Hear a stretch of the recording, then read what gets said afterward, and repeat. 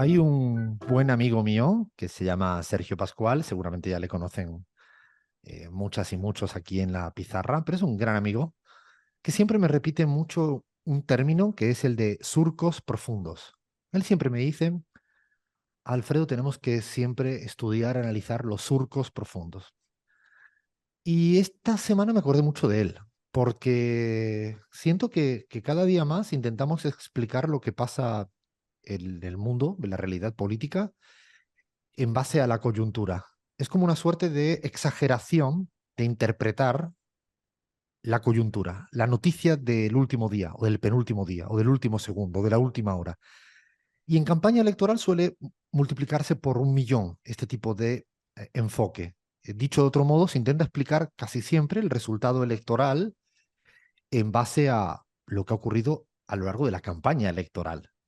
Y nos olvidamos, eclipsamos los surcos profundos, es decir, lo que ocurre en la cotidianidad que viene de hace mucho tiempo, lo que ocurre en los sentidos comunes de la gente que tiene mayor calado y profundidad, y a veces creemos que un buen TikTok le puede ganar la batalla a la cotidianidad, que un buen jingle, un buen spot publicitario es capaz de transformar lo que piensa la gente en el barrio. Inclusive a veces hasta caemos en la trampa de que ocurre un hecho que a veces los teóricos le llaman el cisne, que aparece en medio de la política, y creen que todo cambia porque se ha producido un acontecimiento que verdaderamente impacta en términos personales y mediáticos en la última semana, ya sea en el Ecuador, el asesinato de un candidato, o en la Argentina, el asesinato de una chica en la calle. Yo creo que efectivamente todo esto tiene impacto y lo que ocurre en una campaña importa, pero no nos olvidemos de explicar las cosas desde esa mirada de los surcos profundos. Arrancamos, dale play, Fer, pon buena música, levanta esto.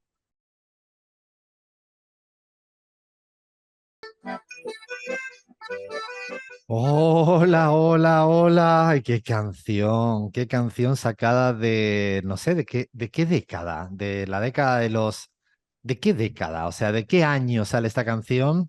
No me digan ahora que no la escucharon todos los millennials que yo tengo, centennials, millennials, super millennials, que yo tengo dentro de aquí de mi equipo de la pizarra. Voy a explicar por qué. No es que me entró esta semana una nostalgia del Voyage, Voyage, ¿no? Así de la canción esta de viajar, viajar, porque he viajado bastante, ciertamente, estos últimos días. No viene por ahí, os lo prometo, aunque podría haber venido por ahí. Viene porque estoy viendo una serie que se llama Sagrada Familia. Estoy apasionado y ayer, no me digan nada, no me hagan spoiler, porfa. Está buenísima la serie. Y voy por el capítulo 4 y hicieron una interpretación de esta canción tal como la hemos pasado al aire, que bueno, todo el tiempo, desde ayer que la escuché y le dije a Fer, porfa, intentemos hacerla exactamente igual y es una interpretación magnífica, maravillosa de una canción que no sé qué pensar en mi equipo. A ver, un sí o no rápido, si te gusta o no, y que me digan el año así, pero así. Ya el autor o la autora no lo voy a preguntar. Empiezo por ti, Sofía, desde Ecuador, Sofía Montoya.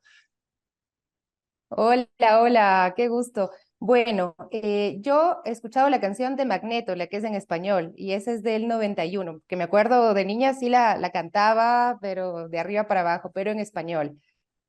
Ah, está bueno, está bueno. Mira, yo no la conocía en Sí, español. sí, sí. A ver, Crismar Lujano Vuela, desde vuela se México. llama.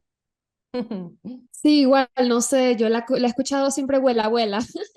Así que, no sé, la década de los 90, finales de los 80, principios de los 90, puede ser. Estamos sacando la ficha. Esto es un peligro donde me estoy sometiendo. Bahía Luna. Buenas tardes a todos y a todas. A mí me encantan estas canciones, estos hitazos medio ochentosos, pero la verdad, a ver si Lea me puede ayudar, porque en Argentina esto me hace recordar en un spot de un senador salteño que era Walter Wallace. Entonces los recordamos por esos jingles, pero este tipo de canciones me gusta particularmente. Leandro Álvarez. Obviamente nosotros somos mucho más jóvenes que vos, Alfredo, pero yo recuerdo ¿Qué esta dices? canción. Habla, habla. No, no, no, no, no. Esto no te está. O sea, las premisas dadas parece Milei hablando de las ventajas de dolarizar. No, no, no las acepto. Yo recuerdo mucho esta canción porque a mi abuela creo que le gustaba mucho No, Lean, escucharla. pará, Sí, Lean. sí, no, en serio te digo, Lean, y pará, le por gustaba así favor. como Quítele el mic a bailarla. Lean en esta. No, ahora vas a decir que era de los años 20 la canción, Lean, por favor. No, bueno, pero ahí cuando yo era niño, creo que recuerdo haberla escuchado ahí a mi abuela cantarla a todo viento. Bueno, esa es una canción del año, lo he tenido que buscar porque no me acordaba del año 87, es una canción francesa, Viajar, Viajar, Guayas, Guayas. La verdad que a mí son estas canciones que no pasan nunca de moda. Yo se las escuchaba mucho a la época de mi papá, que tenía siempre su tocadisco y así todos los discos, que todavía lo conservo, es de las cosas que conservo de mi papá y me encanta tenerlo ahí guardadito, es un tesoro. Y bueno, esta semana me vino esta canción.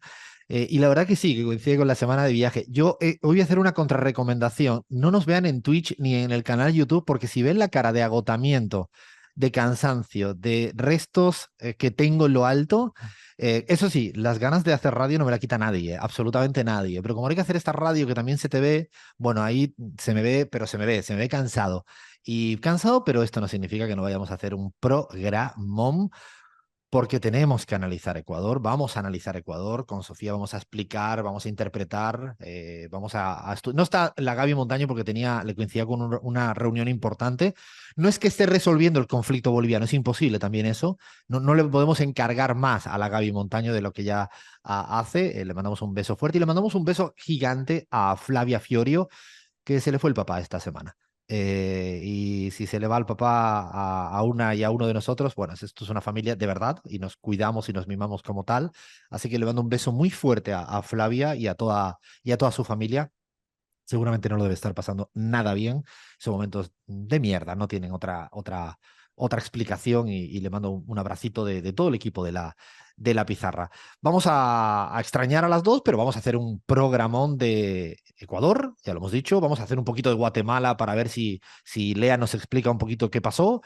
Se lo seguimos poniendo dificilísimo a Crismar Lujano porque le va a seguir explicando la telenovela mexicana, que es literalmente una telenovela. Yo no sé cómo lo va a hacer. Hoy cada vez se le pone más complicado. Es como un triple salto mortal con tirabuzón.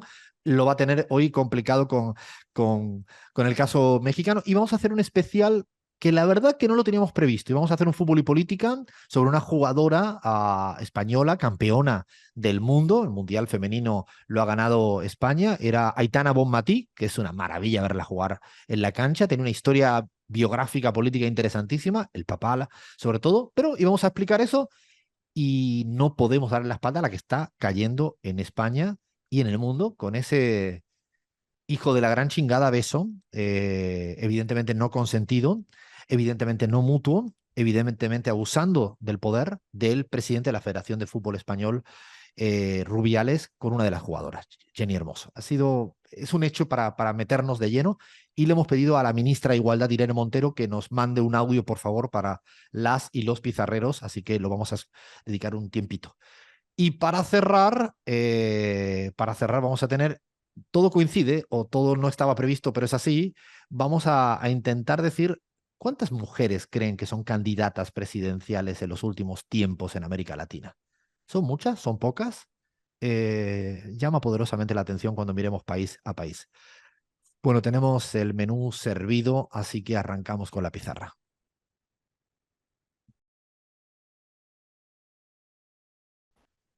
Y vamos a nuestra particular vuelta al mundo con epicentro casi siempre en América Latina. Digo casi siempre porque ustedes saben que hay un presidente que fue antes de ayer a una prisión, se hizo una foto, pagó $200.000, se fue. Ustedes saben que es porque está imputado en intentar revertir el resultado electoral de un estado de su país. Ustedes saben que no es Evo Morales, ni Cristina Fernández de Kirchner, ni Rafael Correa, ni en Venezuela, no. Ustedes saben que esto se produjo en Estados Unidos de América, en Estados Unidos de América, sí. United States of America. Así se dice. Zoe me diría que no se dice así, mi sobrina, que no pronuncio muy bien, cosa que es cierto. Pero allí mismo, Donald Trump, es la cuarta imputación que tienen, así que podríamos hablar de lo que ocurre en los países desarrollados. También vamos a hablar de otro país desarrollado, muy desarrollado, el Reino de España, dentro de un ratito. Pero bueno, por ahora vamos a ver qué ocurre y en el mundo mundial más allá de estos países súper desarrollados. Y precisamente se ha producido un fenómeno o un hecho político, geopolítico determinante, vaya, que es la nueva reunión que va teniendo los BRICS. ¿Qué podríamos hacer como lectura de este hito en la historia de la geopolítica a día de hoy? Efectivamente, se empezó a hablar de los BRICS de manera inusitada, pros y contras de este encuentro geopolítico que integra Brasil, Rusia, India, China y Sudáfrica, y que también planteó incorporar a Argentina, Egipto, Etiopía, Irán, Arabia Saudita y Emiratos Árabes. Es una reunión comercial, con fines comerciales muy, muy importante para la geopolítica y también para América Latina, ¿no? Lula defendió la incorporación de Argentina diciendo que no se puede pensar en un desarrollo económico, industrial de Brasil sin incorporar a Argentina, porque estos países tienen que crecer de manera conjunta. Nosotros venimos también desarrollando una investigación en CELAC en función de este tema, y tiene que ver también con la intención de adoptar medidas nacionales para el comercio internacional, lo cual es muy, muy relevante para la región, ¿no? Es fundamental porque evidentemente se da cuenta de que existe otros países, siempre se olvidan, ¿no? Incluso se olvidan los gobernantes de la conservadores en América Latina, inclusive algunos progresistas, de que existe ese otro mundo que tiene posibilidad y que ya viene dándose relaciones comerciales, pero además se dan, como tú decías, vaya intercambios que es posible hacerlo no en dólar, que eso es importante. De hecho, hay que pensar, y esto es un dato de JP Morgan, o sea, no del el Instituto Marxista-Leninista, no, de JP Morgan, que viene planteando que existe una suerte de desdolarización progresiva en cómo los países acumulan sus reservas. Dicho de otro modo, que los países empiezan a acumular reservas en otras monedas que no es el dólar. No significa con esto que existe una pérdida de hegemonía del dólar a nivel global, no, en absoluto. Pero hay un tambaleo. Y yo creo que es fundamental. Es fundamental también que los BRICS hayan decidido abrir las compuertas para que se asocien otros países, ¿no? Bahía, creo que esto es otro hecho fundamental porque pasa de ser, no sé, el cuarto, tenía hoy en día el 25% del Producto Interno Bruto Global, y con la llegada de países como Argentina, estamos hablando de un centro de gravedad cada vez más importante, ¿no?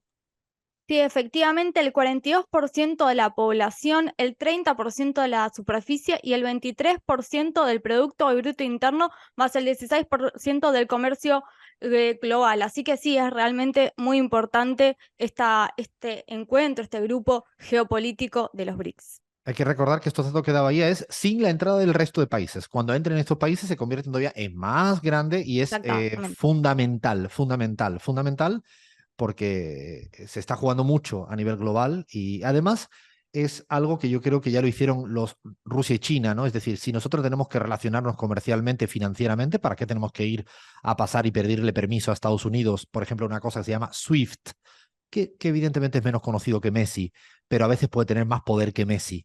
O sea, el SWIFT es el sistema interbancario que para hacer una transferencia entre dos países cualquiera, entre dos personas cualquiera, en el fondo lo que estás pidiéndole permiso es a Estados Unidos si te permite que se haga esa transferencia. Por eso digo que el SWIFT, ese código interbancario, bueno, Rusia y China ya vienen trabajando en una alternativa. Esto de los BRICS, que tiene un banco propio, un banco de desarrollo propio, no es un dato en absoluto menor. Y no tiene nada que ver con un bloque ni comunista, como esta semana ha dicho Javier Milei, ni como Patricia Bullrich ha dicho esta semana, ¿no? De hecho, es difícil catalogar a India como un país comunista, a Brasil como un país comunista, a Sudáfrica como un país comunista. Son países que no están alineados a algunos grandes occidentales, sobre todo. Yo me acuerdo que hace 8 años, en un libro que se llama América Latina en Disputa, nosotros ya veníamos diciendo que había un debate de fondo, otra vez los surcos profundos, que era la inserción brixiana, ¿no? Por los BRICS, o la inserción atlántica, es decir, la vía OTAN, la vía Europa-Estados Unidos. Había un debate. De hecho, es muy interesante leer los textos del Consejo Atlántico, muy interesante, porque ellos estaban con mucho miedo a que no se diera esta alianza. Es importante para la Argentina, pero no queremos argentinizar el debate de los BRICS. Es un debate global, de importancia para la Argentina, pero importancia para otro conjunto de países. Queríamos poner encima de la mesa que el mundo va cambiando, aunque otros miren para otro lado. Tenemos otra cosita más también en nuestra particular vuelta al mundo, que yo diría que habría que, de alguna manera, intentar explicar, aunque sea en breve, Lean, que ha sido el resultado electoral de Guatemala. O sea, hemos tenido elecciones en Guatemala la semana pasada. Aquí hay una persona que ya se ha hecho de Semilla totalmente, se ha hecho del partido Semilla, es Bahía Luna. Lean, ¿qué le explica a la gente qué es Semilla, quién es Arévalo, qué ocurrió? Alfredo, así es, Bernardo Arévalo, el candidato por el Movimiento Semilla, ganó la presidencia de Guatemala con el 58% de los votos y se impuso contra su rival, que era Sandra Torres, quien hasta este momento no había reconocido su derrota, obtuvo el 37% según el Tribunal Supremo Electoral.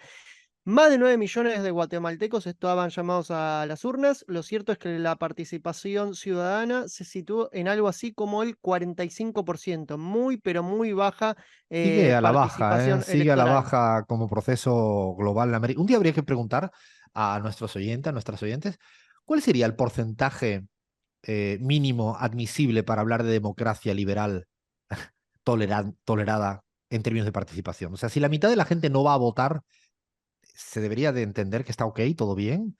O sea, y si el 70% no va a votar, está todo bien. Es más, si vota una persona, estaría todo bien. O sea, digo preguntas que uno se hace al aire, ¿no? Pero no se lean, es muy fuerte la baja participación, que suele ser un clásico en segunda vuelta en Guatemala, ¿no? Así es, Alfredo, lo veníamos remarcando de que ya es un país que viene mostrando una tendencia hacia la baja en la participación electoral, sobre todo en la segunda vuelta, otra vez derrotada Sandra Torres, ya había sido derrotada anteriormente por Alejandro Giammattei. A ver, un poquito de Bernardo Arévalo, ya sabemos que es hijo del expresidente Juan José Arévalo, quien a mediados del siglo XX encaró un gobierno socialdemócrata, que a su vez su sucesor Jacobo Arbenz fue víctima de un golpe de Estado orquestado por la CIA.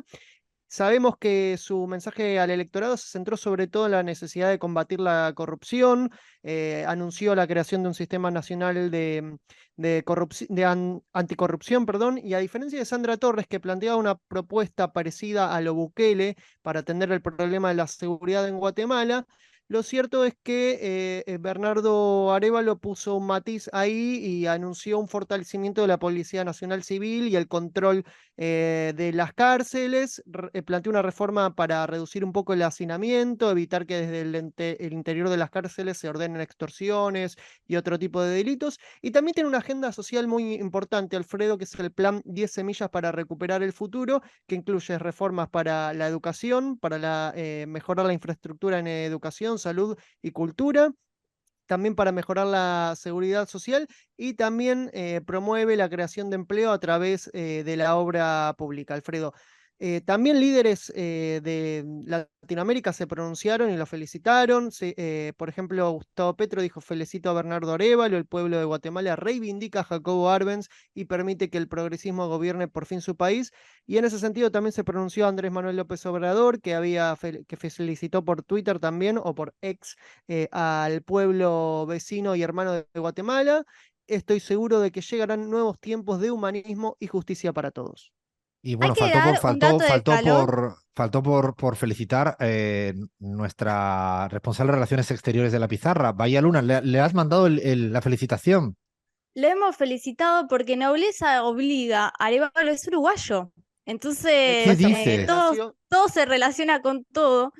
Así que era un dato que era importante agregar esta hermandad que nos une con Arévalo. Esto en mi tierra se Exactamente, le llama nació en la cabra al Uruguay. monte. La cabra al monte, ¿sabes? Hablamos de Guatemala, tiene que hablar de Uruguay. Hablamos de la paz en Ucrania, Rusia y habla de Uruguay, Bahía Luna. Es una cosa. Bueno, ya Unos veremos datitos, entonces. un datito Sí. sobre él, además, también para que nos caiga un poquito mejor, es sociólogo y doctor en filosofía, así que guiño guiño a Uy, quienes no estudian sé si me ciencias cae, sociales. no sé si me cae mejor eso, ¿eh? O sea, es que le huyo. No, no, no, no, no. Bueno, ahí vamos a ir analizando y haciendo biografía un poco y sobre todo viéndolo a la hora de la verdad, ¿no? Que es como se suele ver a este tipo de presidente. Lo que es cierto es que el establecimiento guatemalteco, con todo, no pudo ganar y No suele ir pudo. pasando cada vez más que lo que digan los grandes medios de comunicación influyen, pero no tanto. y muchas otras cosas. Yo creo que era importante esto y es otra vez una bocanada de aire fresco para el progresismo centroamericano y vamos a verlo a medida que pase el tiempo, las presiones que va a recibir. Es cierto que también está Honduras, que tiene un gobierno claramente de izquierda, ¿no? Con Xiomara Castro, que yo creo que eso puede repercutir para generar sinergias de la izquierda en Centroamérica. No quiero dejar de decir, antes de llegar a la tanda, primero, que sigue preso el presidente del Perú. Y ahora digo el presidente del Perú, digo, sigue preso Pedro Castillo. Recomiendo encarecidamente que lean el texto de Zaffaroni y de Guido Crociato de hace unos días en página 12. Pues explican con todo lujo de detalles legales para que el que no tenga, para el que tenga duda de por qué hay que seguir llamándole presidente a Pedro Castillo. Es muy interesante, sumamente interesante el texto que escriben dos juristas que conocen bien lo que viene pasando en el Perú y a mí no me gustaría dejarlo. Y por último, antes de que nos vayamos ya, es que vamos a decir que está la guerra abierta absolutamente en Bolivia entre el presidente Luis Arce y entre Evo Morales. Quizás no debería decir entre el presidente Luis Arce y Evo Morales, pero sí entre los que defienden a uno y otro. Y lo que pasó el domingo pasado, el encuentro de una de las confederaciones campesinas más importantes en Bolivia, que es la CETSUTCB, campesinos del campo boliviano, hubo heridos, se ha convertido en dos cabezas que no se respetan los unos a los otros. Insisto, lo vamos a seguir contando, pero no podemos dar la espalda al conflicto que se viene dando en Bolivia, que cada vez es más preocupante y agravante. Paramos, viene tanda informativa y seguimos en la pizarra con nuestra vuelta al mundo.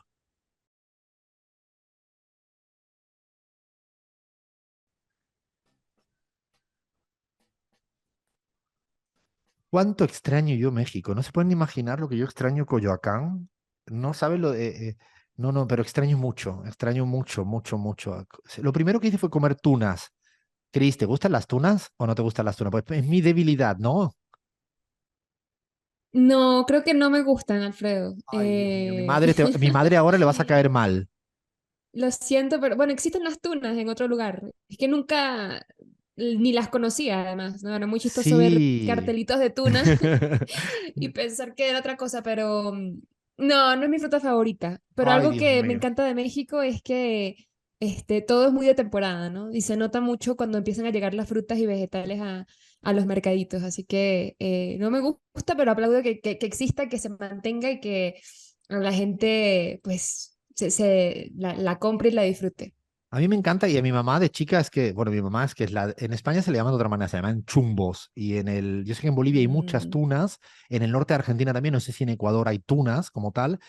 Sí, hay, ¿no, Que Sofía? tienen espinos, parecen cactus. Tal cual, Sí, tal. de hecho es el fruto del cactus, ¿no? En México a mí me sorprende que se come absolutamente todo, o sea, lo que sale de cualquier lado se come. Muy Sí, es O sea, mexicano verdad. eso. si alguien las limpia, las consumo, Bueno, yo porque estoy no en me las mismas, ¿eh? atrevo. Yo la primera vez que metí la pata fue cuando me hice así delante de mi mamá, intenté agarrarla en un lugar cualquiera y me puse las manos, que todavía me acuerdo de la cantidad de pinchadas. Pero cuando te la pelan, te la dejan bonita. Te la pelan la tuna, ¿eh? No empiecen a pensar mal. La tuna es lo máximo, me encanta. De hecho, me gusta mucho, mucho, mucho. Todo esto para ver si... Yo creo que mejor que hablemos de fruta en México, ¿no, Cris? Porque tú crees que tú eres capaz de explicar lo que ocurre en ese frente amplio, va por México, todos juntos, pero no vamos juntos. A ver, explícame alguito, porfa. A ver, Alfredo, me dieron ganas de hacer en el espejo de frutas, de cómo se les dice en diferentes países, porque en Venezuela todas las frutas tienen un nombre diferente. Entonces yo he tenido que reaprender español para poder comunicarme y pedir frutas en el mercado, pero también para ver si podemos explicar qué es lo que está sucediendo en México de cara. Las elecciones son en 2024, señores y señoras, no en el 2023, pero el ambiente electoral pues se siente sin duda alguna. Y lo que ha trascendido esta semana es que, bueno, Santiago Krill, uno de los contendientes por Alianza Va por México, pues abandona la carrera preelectoral, ¿no? Digamos, ¿no? Abandona su candidatura por la alianza a favor de Xochitl Galvez, representante entonces del PAN, para enfrentarse junto a Beatriz Paredes a este último pasito y ver cuál de las dos, por primera vez creo que dos mujeres se enfrentan para definir la candidatura de la oposición en México y ver quién va finalmente pues a las elecciones de 2024. El actual diputado, pues ha declinado a favor de su compañera de partido. eh, em, y él se había posicionado de tercero porque, bueno, en este poco cronograma electoral de la oposición, uno de los pasos era que a partir de la última preelección, digamos, donde habían 4 candidatos, pues iban a resultar solamente 3. Finalmente, pues ha declinado por su compañera. Ya el pasado fin de semana finalizó el registro de apoyos a los candidatos en el proceso interno, ¿no? Que según mencionó el Frente Amplio, otro de los nombres de Alianza Va por México, alcanzó la participación de unos 3 millones de ciudadanos que realmente son los que van a tener la oportunidad de votar, porque quienes se hayan registrado serán los únicos que podrán avanzar, bueno, digamos, sí, votar, participar de esa etapa final que prevé unas elecciones primarias el próximo 3 de septiembre. Así que bueno, lo que ha pasado esta semana es que ha habido foros en diferentes ciudades y estados del país para hablar de temas como de salud, educación, revisar los proyectos que cada una tiene.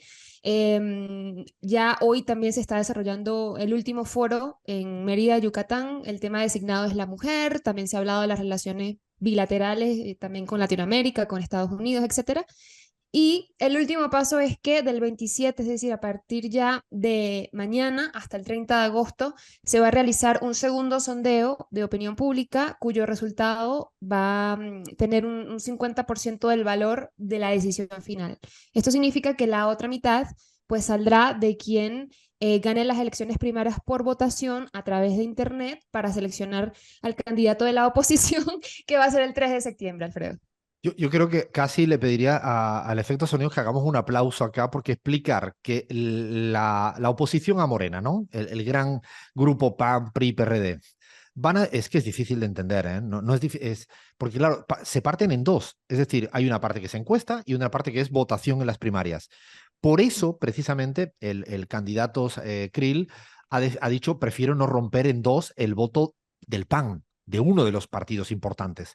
Pues si parte en dos, podría perjudicar al Xóchitl Gálvez y al final, en dividiendo el dos, le dejaba la opción a Beatriz Paredes del PRI. Este era un debate, porque además ahora fíjense, el 50%, que es a través de una encuesta, claro, le pueden ir a preguntar a la casa de gente de Morena, porque estamos hablando de una encuesta a nivel nacional. Y la gente de Morena pueden decir, elegir a la peor candidata y no a Xóchitl Gálvez. No sé si me estoy explicando. Este es el dilema que está teniendo hoy este Frente Amplio por México. Porque si vamos a una encuesta, como ocurre a veces en las primarias, que dice, ¿y si voto al de enfrente para joderlo? ¿No? Al otro. Eso puede pasar en las primarias, ¿no? Bueno, ocurre parecido en las encuestas. Es un tema, veremos en una semana, 10 días. Morena ya va a entrar a campo el 28, por ahora no se han roto, eso ya es una buena noticia. Semana pasada no sabíamos ni qué decir, pero esta semana por ahora están medio juntitos. Parece que el AMLO ha puesto un poco de orden en el desorden, más o menos. Y tampoco sabemos qué va a pasar con la tercera vía que se autodefinen, que es el Movimiento Ciudadano. No saben si se van a aliar o no todavía. Están ahí coqueteando. De hecho, el gobernador de Jalisco esta semana se dio abracitos y besitos con Xóchitl Gálvez.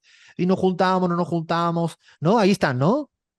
Bueno, pero es que Xochitl incluso, o sea, ya dijo, entra que caben 100 porque ha llamado a los priistas, a los panistas, a los morenistas, a los perredistas, o sea, a todo el mundo, de hecho, medio en tono de broma, pues dijo que no descarta acercarse a Ebrard a que, pues, se sume, que está invitado a las filas de la oposición y sí, también en un tono más serio, pues mencionó que buscará que Movimiento Ciudadano, pues, presentarles una propuesta de manera formal para que amarren ese papel como coordinadora del Frente Amplio por México. Recuerden que estamos a un año de las elecciones presidenciales, un poco menos, a principios de julio del año próximo, pero claro, ya están definiendo las internas y esto será en los próximos días. Vamos a seguir, cómo no, intentando explicar lo inexplicable que son las internas mexicanas. Seguimos en la pizarra.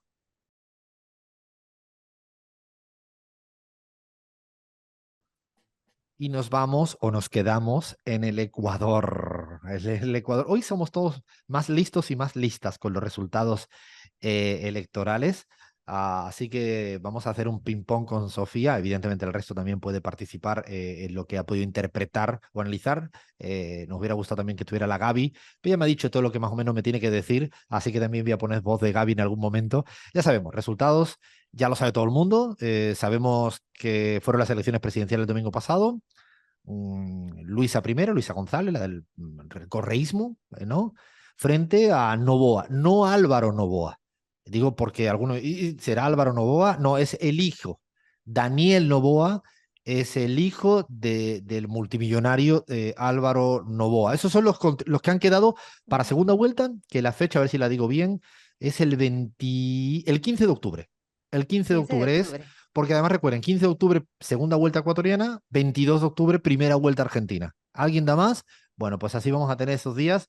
Yo prometo estar más cansado que lo que ya estoy en estos días. Primero, Sofía, yo diría que antes de analizar, ¿nos puedes ayudar a entender quién es Daniel Noboa? Porque yo estoy seguro que si le preguntamos al 99% de la gente que sigue la realidad política latinoamericana, no tiene bien, es muy joven, ¿no? ¿Qué ha hecho en su vida? ¿Quién es? O sea, cuéntanos algo, porfa. Bueno, te voy a contar refiriéndome a una nota que sacó Radio Pichincha. A propósito, lean la web de radiopichincha.com para que se enteren de lo que pasa en Ecuador. Y él fue un ex asambleísta. Mira, él está ahora reconocido como la sorpresa de las elecciones. No estaba en las encuestas, por lo menos no en las que yo vi. Tiene 35 años, fue ex asambleísta y como no se metió con nadie, nadie lo atacó, nadie lo investigó, nadie habló con él en el debate, a excepción de Jan Topi, que por ahí medio quiso tener ese diálogo un poco machista de tú y yo estamos elevando el debate, ¿no? Y lo que hizo fue, creo que trasladarle sus propios votos a Daniel Noboa y subirle el perfil. Y pues como nadie lo investigó, nadie se preocupó de quién era, cómo era, qué tenía en su pasado, realmente simplemente resbaló y terminó siendo el ganador pues Yo tengo de los sectores una de la hipótesis, derecha. Sofía, que en algunos países donde verdaderamente hay un alto grado de Estado fallido y donde hay una alta fragmentación y volatilidad partidaria, esta semana pasada el segundo fue Daniel Noboa. La semana anterior hubiera sido Topic. La semana siguiente a lo mejor hubiera sido Zurita. La otra semana a lo mejor hubiera sido Yacu que hubiera remontado. La siguiente hubiera sido Herbas. Dicho de otro modo, cuando hay tanta volatilidad, pasó en Perú. En Perú ocurrió algo muy parecido. Yo creo que era el otro candidato, se jugaba quién era el otro candidato que competía con el correísmo. La identidad política correísta era clara, el valor 33,6, que es parecido a lo que viene sacando constantemente. Si miramos a Andrés Arauz, sacó algo parecido para no marear en números, ¿no? Si miramos incluso la victoria aplastante en las seccionales, hay que recordar que en las seccionales no hay segunda vuelta en el Ecuador, por lo tanto, Claro. no era necesario sacar 50 puntos para quedarse con la prefectura de Pichincha, con la prefectura de Guayas, No, sacó el 27% sobre el voto nacional, si hiciéramos el total en las seccionales. Esa es la fuerza correísta del 33, 32, 34, eso da igual, es la primera. El otro, no sabemos, ¿no? El otro le tocó pero es un perfil interesante, ¿no? Yo, Sofía, creo que es un perfil, un tipo que cuando le escuchas, el tipo dice cosas, porque además en el tema económico, petrolero, minero, siempre ha estado en esos business, ¿no? Pero se preparó bastante bien para el debate, porque te digo, él fue asambleísta y no es que tenía brillantes exposiciones durante su paso por la Asamblea Nacional, ¿no? Y ahí revisábamos que pues él se ha educado en el exterior, en el colegio. Luisa, por ejemplo, estudió en un colegio fiscal, en una universidad pública, después tuvo una beca y luego sí estudió varios máster a nivel internacional en España, entiendo. Novoa, en cambio, estudió varias carreras también en Harvard a ver, si no estoy mal, me falta un dato más de Fue el él. presidente de la Comisión de Desarrollo Económico de la Asamblea en este Sí, último sí, sí. periodo, ¿no? Y que él hace unos días también salió un audio en el que él peleó ser presidente de la Comisión de Fiscalización, pero como Villavicencio, que fue el presidente de la Comisión de Fiscalización, era muy amigo del presidente Guillermo Lasso, pues tuvo la preferencia para ocupar ese puesto. Pero ahí hay una bronca incluso que también pues pudieron revelarle en estos días. Pero esto es un poquito de lo que es Daniel Noboa, es hijo del multimillonario Álvaro Noboa. De hecho, sorprendió que cuando él anunció su candidatura, Álvaro Noboa, su padre, sacó un tuit anunciando su candidatura también ¿Cómo? y luego Espérate, lo que iban los borró. dos a la vez. Claro, luego lo O sea, borró. Noboa Parece versus que, a Noboa. mí me parece que la esposa, la mamá de Daniel Noboa, le dijo, a ver, esta vez le toca al hijo. Hay que Y recordar que bueno, ahora anda un poco orgulloso. Álvaro Noboa ya se había candidateado varias veces, ¿no? 5 5 veces. veces. Sí, Bueno, sí, a la sí. sexta con el hijo fue la vencida, al menos para pasar a Sí, segunda vuelta, ¿no? pero mira, que hay un dato interesante que por eso digo, nadie se fijó mucho en Daniel Noboa, y es que Daniel Noboa en esta oportunidad participa en las elecciones con el partido del hermano y del primo del expresidente Lenín Moreno, que es una cosa que creo que nadie leyó eso, nadie se dio cuenta de lo que estaba haciendo, porque el único partido consolidado, por lo que estamos viendo en este momento, es el Partido de la Revolución Ciudadana. El resto han alquilado partidos y así tal cual han alquilado partidos para presentarse a las elecciones. De hecho, Sofía, te diría que incluso las primeras proyecciones que nosotros hemos podido incluso hacer en CELAG sobre la composición de la Asamblea, Noboa se va a quedar con una bancada absolutamente débil, cosa que ya le pasó a Lasso en su momento. Es decir, la También, así Revolución es. Ciudadana sigue teniendo la mayoría, ¿no? Del 50. 50, que la otra vez se quedó con 49, con lo cual está casi en el mismo valor, y en el cambio de Noboa se queda con una otra vez muy fragmentada la composición de la Asamblea. Para mí, otros datos interesantes en términos electorales es Yacu Pérez, es el candidato indígena, dejó de estar avalado por las bases indígenas, electoralmente hablando, con lo cual es un gran dato digo, porque traicionó los principios de la gran base social electoral que tiene. Para mí esto implica que el rol de Leonidas Iza hacia adelante va a ser determinante, pues se queda como la gran Sí, única sí, sí. figura, el presidente de la CONAIE, que lo hemos tenido aquí en la pizarra. Me parece que es interesante también cuánto exageramos a Jan Topic. Yo creo que eso a mí es una lección magistral que me queda en el análisis electoral. ¿La gente le importa la inseguridad? Evidentemente sí, pero a la gente también le importa otras cuestiones de la cotidianidad. Lo digo por no caer en los marcos dominantes de los medios de comunicación de la derecha y conservador. No Y digo otra con cosa que esto... se ha dicho, Sí, sí, dime. Alfredo, otra cosa que se ha dicho es que un poco Daniel Noboa rompe ese conflicto, ese correísmo, anticorreísmo, que un poco también aparentemente le molesta a un sector de la población, no a todo, porque el voto, por ejemplo, de Fernando Villavicencio, de Cristian Zurita, es un voto de odio también en contra de la Revolución Ciudadana, es un voto pésame también, un voto de luto, de solidaridad con el partido, bueno, no sé si cuál partido, porque no hay partido de Fernando Villavicencio, eso no existe, No, pero con pero esa sí con identidad del Fernando odio contra Villavicencio, contra el correísmo. exactamente. Yo creo que dices algo fundamental, Sofía, que yo creo que es bastante diferente a lo que pasó en el 21, salvo que cambien hacia adelante las cosas.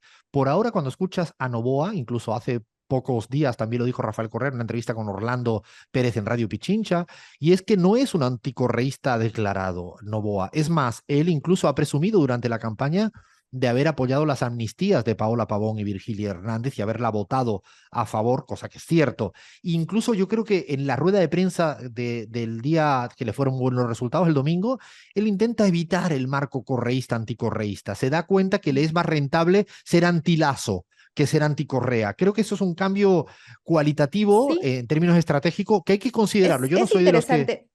Pero también Rafael Correa el día jueves dio una entrevista también con Orlando Pérez y dice que Daniel Noboa los buscó a la Revolución Ciudadana para ser candidato por la A eso mismo Revolución me refiero. De Ciudadana. hecho, en esa entrevista, que es sumamente interesante, esa misma, él plantea que cuando uno se te acerca, más allá de que no esté de acuerdo en la Revolución Ciudadana, lo que te plantea es que no es el anticorreísta. Y creo que eso es interesante de cara al marco que se abra para la segunda vuelta. Cambia el marco, por lo menos hasta el momento, cambia el marco. Y Noboa va a intentar trabajar en otros términos. Me parece a mí que yo creo que a veces he escuchado, ¿no, Sofía? Un exceso de paralelismo entre el 21 y el 23. Cuido que cambiarlo en el contexto. El contexto es, el correísmo tiene mucho más poder institucional, tiene prefecturas y capitales que no tenía en el 21. Luisa tiene un perfil biográfico diferente al de Andrés Arauz, aunque Andrés le acompañe en la fórmula. Noboa es diferente a Lasso, no solo en generación, sino en puesta en escena y hasta en términos programáticos. O sea, cambia el escenario, digo, para evitar el paralelismo, a veces maniqueo, de que todo es igual a todo, ¿no? Pero yo creo que sí hay que apuntar también algunos datos que también tienen que ver con lo que tú dices, ¿no? ¿Qué ha pasado en el escenario y en el mapa electoral cuando vemos que la Revolución Ciudadana gana en la Amazonía, en los lugares donde hay presencia indígena, que se los disputa con Daniel Noboa? En 4 provincias de la Amazonía gana la Revolución Ciudadana, en la Sierra Centro obtiene una alta votación la Revolución Ciudadana y obtiene menos votos de los que pensaba tener en Guayas y en Manabí, aunque claro, Manabí tú dices 51%, bueno, se esperaba más para Luisa en Manabí, ¿no? Y gana Pichincha, que revierte lo que pasó en la primera vuelta con Lazo y en los resultados anteriores, ¿no? Así es que Es estos importantísimo eso, factores son importantes. porque para explicar el Ecuador, Sofía lo sabe muy bien, pero el efecto, el clivaje sierra-costa es determinante, y yo creo que el hecho que ha mejorado, yo el otro día miré los resultados con Nicolás Oliva y en 5,4 puntos en todo lo que es Sierra-Amazonía, quitando Quito y Cuenca, porque serían casi tienen vida propia por ser ciudades grandes, subió 5,4 en voto válido la fórmula de la Revolución Ciudadana. Y en cambio, en la zona de Guayas, aunque aumenta en voto absoluto, pero en términos de voto válido, porcentaje de voto válido, cae un poquito. Es cierto, como tú dices, Sofía, que los valores de Manabí y de Guayas ya eran muy altos, pero eso explica un poco cómo yo diría que también la base social electoral indígena no es como en el 21, que se fue a votar a Yacu o votó nulo. Yo creo que eso es interesante como fenómeno hacia adelante. Hay Y un tú dato, anotabas sí. un dato importante que es la participación en estas elecciones, que es la más alta a pesar de que temíamos que no vayan a las urnas por la violencia. Ese dato es clave porque es 82,26, que en primera vuelta es el más alto de los últimos 20 años. No es que sea exageradamente más alta, pero al menos que ya se sostuvieran esos valores, a pesar del miedo que teníamos el sábado pasado, Sofía, me parece que también dice un poco del orgullo que hay que tener en la ciudadanía ecuatoriana, que fue a votar, no quiso darle la Claro. espalda, fue a votar y fue a votar además con otra vez la Revolución Ciudadana como primera gran fuerza político-electoral, ¿no? Te decían no lleves bolsos, te revisaban la cartera al entrar a los centros electorales, te decían no lleves niños, de alguna forma preparándote para lo peor, y aún así la gente fue, y eso es importante. Y la gente decepcionada con el tema del voto telemático, el voto en el exterior, que también han pedido al Consejo Nacional Electoral que se repitan las elecciones en el exterior, porque o sea, por lo menos los ecuatorianos en el exterior sienten que le robaron las elecciones. Y bueno, de ahí los partidos políticos se han pronunciado.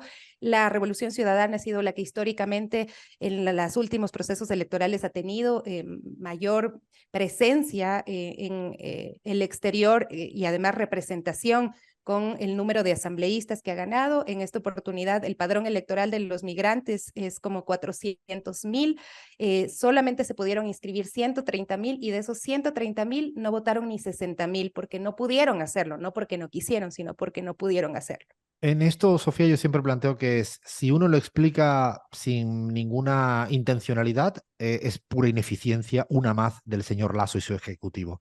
Y si lo quieres mirar en sentido intencional, pues efectivamente es violarle los derechos a toda la comunidad migrante ecuatoriana que hay en el exterior. Se mire como se mire, se lo dejamos a que cada quien interprete, es nefasto para la democracia ecuatoriana. A partir de ahora, yo creo que todo el mundo empieza es muy interesante, y esto también para terminar, cómo Noboa y creo que la propia Luisa en esto van a coincidir. Estamos hablando de una persona de 36 años y de 45 años, o sea, es una generación nueva también en la política.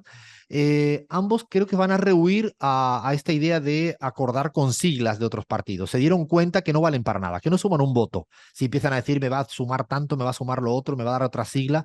Yo creo que tanto Noboa, que le apretaron mucho en la rueda de prensa, dijo, yo no, yo hablaré con quien sea, pero no quiero que me manchen, ¿no? Casi. Y Luisa efectivamente creo que ha dejado clara desde el primer minuto que lo que quiere es tener mayor apoyo electoral, que además es entendible. La primera vuelta es el voto más fuerte correísta y a partir de ahora veremos, ¿no?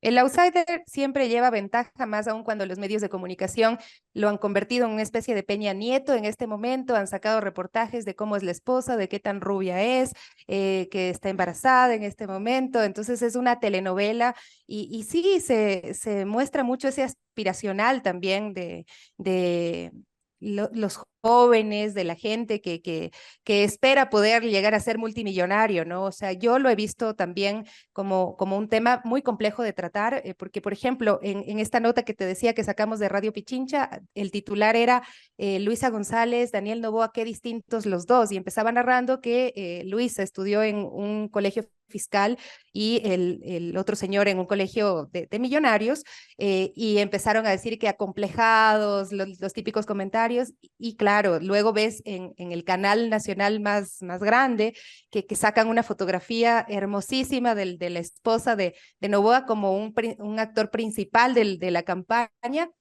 cuando pensábamos que habíamos superado esto de la primera dama, del primer caballero, no sé, porque no hay primer caballero, solo hay primeras damas, ¿no? Entonces, Sí. No, sí, el ha contraste es sido muy feo. obvio y creo que más adelante, poco a poco, le iremos haciendo un perfil, una biografía mucho más a Noboa, porque efectivamente es alguien para mucha gente desconocido. Y también, Luisa, recomendamos nuestra entrevista, nuestra charla con ella de hace nada, 2 semanas aquí en La Pizarra, donde yo creo que la escuchas y ya sabes bien para dónde va y qué piensa. Bueno, paramos, que llega la tanda informativa y seguimos, que todavía queda una segunda hora fascinante de La Pizarra.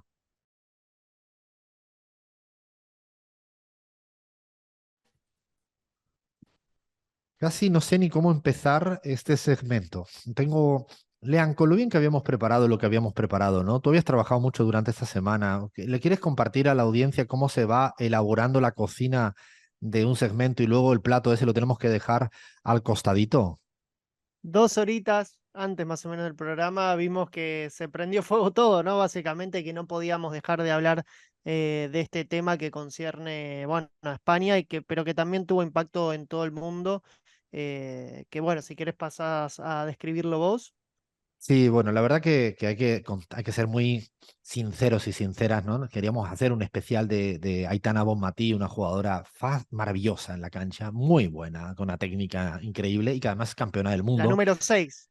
Y además te voy a decir algo, juega en el Barça y ganó la Champions League en el Barça. O sea, discúlpame, Juego pero tengo que... exquisito.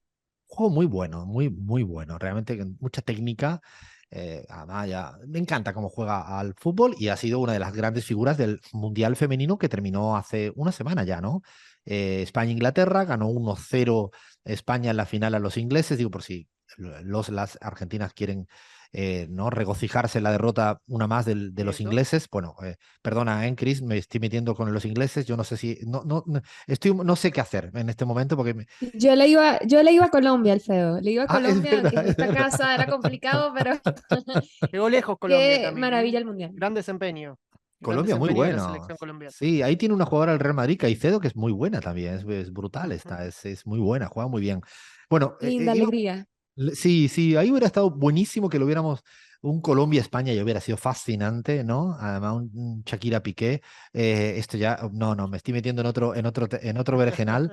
Esto era lo que teníamos previsto, hablar de fútbol Sí. femenino, no es que seamos expertos en la materia, pero no, nos hubiera gustado, también que hubiera estado Flack con nosotros, pero todo se fue al carajo. Y se fue al carajo porque de repente en la España donde no hay gobierno, en el Reino de España donde todavía no sabemos que hay gobierno, o sea, perdone la nota a pie de página, es que todavía no vamos a saber si hay gobierno, probablemente, atento, anoten, hasta noviembre. Es decir, el rey de España le ha dicho al candidato más votado, a Feijóo, que no puede, que conforme gobierno, hasta el día 26 de septiembre, le da un mes.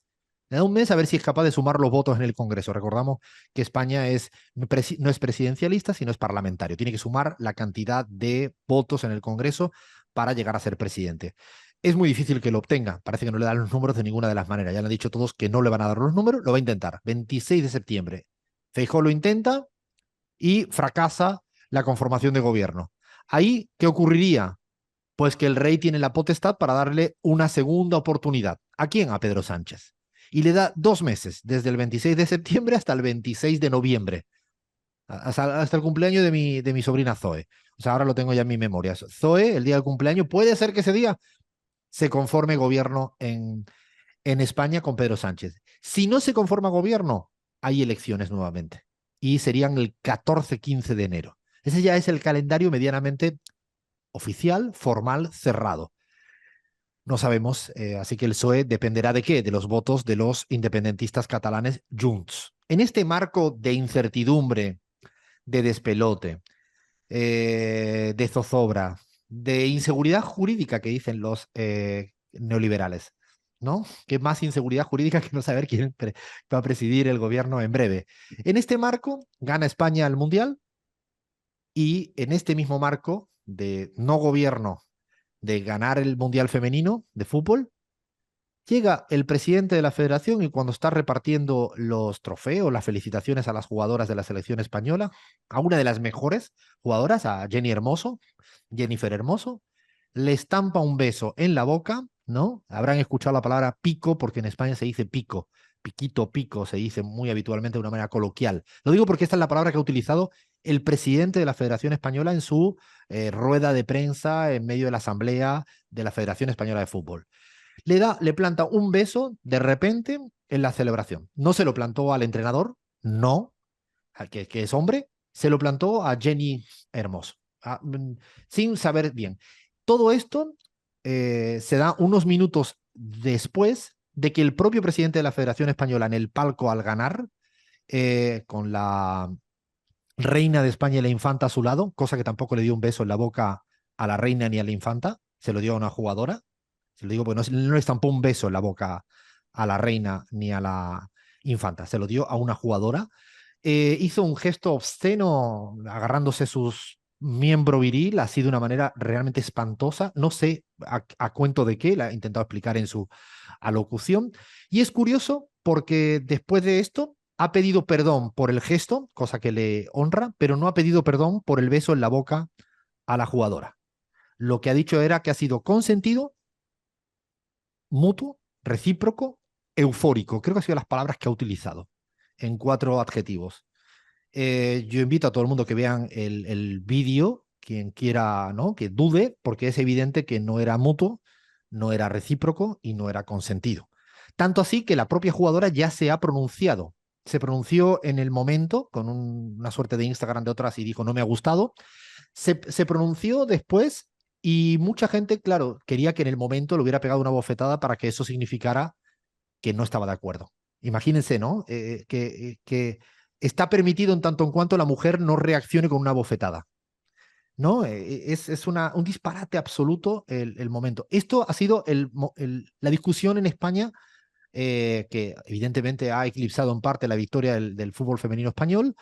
Está discutiendo toda España, está discutiendo buena parte del mundo sobre este tema porque es un tema de una magnitud. A mí me da mucho asco este tipo no solo lo que hace el tipo, el presidente de la Federación Española, sino ¿cómo diría yo? El gran aplauso mediático o por lo menos la condescendencia mediática o las risas mediáticas, porque yo soy oyente habitual de la radio deportiva española, es que mi mejor focus group. No hay mejor focus group que escuchar la radio deportiva española o la radio deportiva en cualquier país. ¿No? Te alejas de la política y ve que dicen. Bueno, todo era jaja, jiji, jojo, no pasa nada, no es para tanto, esto es normal, estamos en un momento así. Claro, los marcos. Para empezar ya a hablar y ver las reacciones con todo el equipo, antes que nada le hemos pedido a la ministra de Igualdad, no a Irene Montero como militante mujer de Podemos, sino como la ministra de Igualdad, la máxima autoridad, le hemos pedido por favor que nos dijera a los micrófonos de la pizarra cuál era su interpretación y posición respecto a todo lo ocurrido. Dale play, Fer. Hola, querido Alfredo, y a todos los compañeros y compañeras de la pizarra. Lo que estamos viviendo estos días es un clamor feminista de nuestra sociedad diciendo que solo sí es sí, que cualquier acto sexual sin consentimiento es una forma de violencia sexual y que desde las violencias de menor intensidad hasta las de mayor intensidad ya basta de normalizarlas, de poner el foco sobre la víctima y culpabilizarla. ¿Cuántas veces hemos escuchado que si fuese para tanto una mujer denunciaría, que fue ella la que inició el contacto sexual, que en realidad ella quería, y que esto se ha acabado, que tenemos la obligación, de hecho legalmente es así, de proteger a todas las mujeres frente a las violencias sexuales y de garantizar la libertad sexual en nuestra sociedad? Creo que ahora lo más importante es que Jenny Hermoso sepa que no está sola, Así hay cada vez más personas, más mujeres, también más compañeras suyas que están saliendo a decir claramente: se acabó, estamos contigo, no estás sola. Y esto es lo más importante en este momento, que acompañemos y respetemos a Jenny Hermoso y que la acompañemos en una lucha que es suya y es de todas en defensa del derecho a la libertad sexual. Bueno, yo no puedo estar más de acuerdo en todo lo que ha dicho la ministra de Igualdad, Irene Montero, porque además, y lo hablo ahora como hombre, si los hombres no estamos en esa misma línea sin peros, no hay pero, no existe un pero, no hay pero que valga, no sigan la frase, es punto y final. No intenten aclarar cuando oscurece, no intenten justificar, contextualizar, hablar de que es un momento que no se dio cuenta. No. Cuando alguien no se da cuenta de algo, hay algo en el inconsciente, algo fallido, muy fallido, que, que, que, que dice mucho de una sociedad en la que no podemos estar teniendo igualdad real entre unos y otras, otras y unos. No tiene sentido nada de esto. No es la voz dominante, esto es Irene Montero. Han habido más voces, no lean, si haces un poco también un recuento, y ahora le quiero preguntar a Cris, a Sofía también, a Bahía, ¿qué piensan realmente de este hecho cotidiano, que efectivamente, como no puede ser de otra manera, tiene un componente político fortísimo sobre la sociedad que queremos, ¿no? Lean, ¿qué se ha dicho? Porque ha habido ruido por todas partes, ¿no? Así es, Alfredo, como bien decíamos, es un hecho que conmocionó a todo el mundo del fútbol y en España incluso grandes referentes del fútbol masculino se pronunciaron. Por ejemplo, el futbolista del que habíamos hecho alguna mención en Fútbol y Política, Borja Iglesias, actualmente en el Betis, que renunció a ir convocado a la selección española.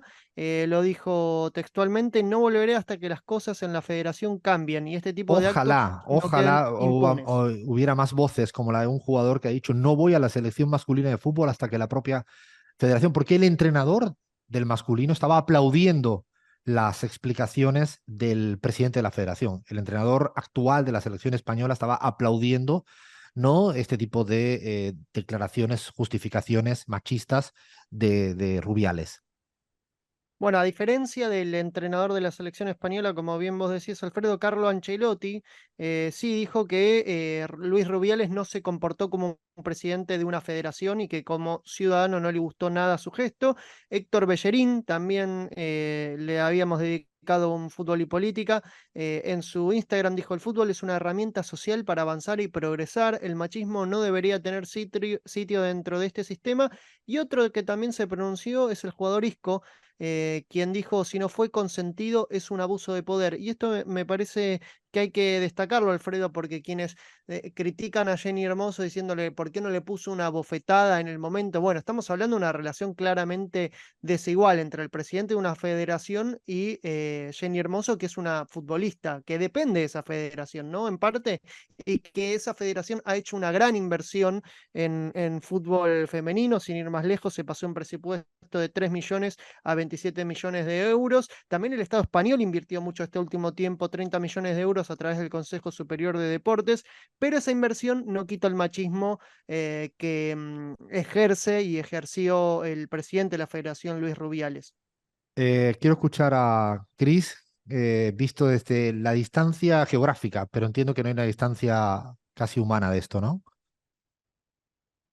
Sí, Alfredo, yo me retumbaron un poco las palabras de la ministra de Igualdad, Irene Montero, a la par de otros análisis que he venido leyendo, por ejemplo, el de Roy Galán, que es, bueno, una gran voz en España, sobre cómo la culpa no es ese cordón umbilical que une a las mujeres, porque siempre está el foco puesto encima de la víctima, el dedo acusador sobre quien recibe la agresión. Y esto proviene de un lado y del otro, sobre el que dice, habla en nombre de todas las mujeres, no invisibilices o no encubras al abusador, y desde el otro, en el que se minimiza el hecho, ¿no? Y además se pide que desde un chantaje emocional incluso, no es para tanto, ¿no? Piensa en mis hijos, pero bueno, señor, usted pensó en sus hijos cuando hizo lo que hizo, por ejemplo, ¿no? Y la cuestión es que en ambos casos se les responsabiliza. Pienso además en, bueno, el cuerpo de las mujeres como territorio de guerra, pero también como territorio de deseo, el deseo como un cumplido, ¿no? O sea, el deseo de no eres tan fea como para no merecer mi deseo, o en palabras de Bolsonaro incluso para no ser abusada, ¿no? Dame las gracias prácticamente. Así que yo creo que lo que se ha empezado es muy grande y no va a parar. Y lo más importante es que hay quienes se aferran a un mundo que está en proceso de desaparición, está desapareciendo, bueno, sí, eliminándose, que está dejando de existir, porque antes lo que nos parecía normal ya no lo es. Y porque esto es responsabilidad justamente del feminismo. El feminismo no destroza la vida de nadie, al contrario, creo que el feminismo también es una oportunidad para los hombres. De hecho, es lo único positivo de esta mierda y es que no hay un silencio y no debe haber un silencio. Y es más, en las explicaciones el señor Rubiales ha planteado la lacra del feminismo, de un cierto feminismo. No, no, no. O sea, el feminismo con sus defectos y virtudes no puede ser una lacra, es un avance. Como todos los procesos de avance, tendrán discusiones, debates, obvio que tienen que tener discusiones y debates, todos los procesos de avance, pero no podemos ponerle la lacra del feminismo porque no te guste. No, no, no, no, no existe esto. Sofía. Estaba pensando cuando tú decías esto de que hablaban en contra de las feministas, cuando acá en Ecuador pasó lo de María Belén Bernal, recordarán ustedes, este caso fue muy sonado, ella fue asesinada dentro de una escuela superior de policía. A los ministros se les ocurrió decir, por lo menos a uno de ellos, de que ahí salen las desestabilizadoras. Así nos llamó a las mujeres que estábamos reclamando por la vida de una mujer, que estábamos reclamando que sea la misma policía la que pues esté ocultando este femicidio de María Belén Bernal, ¿no?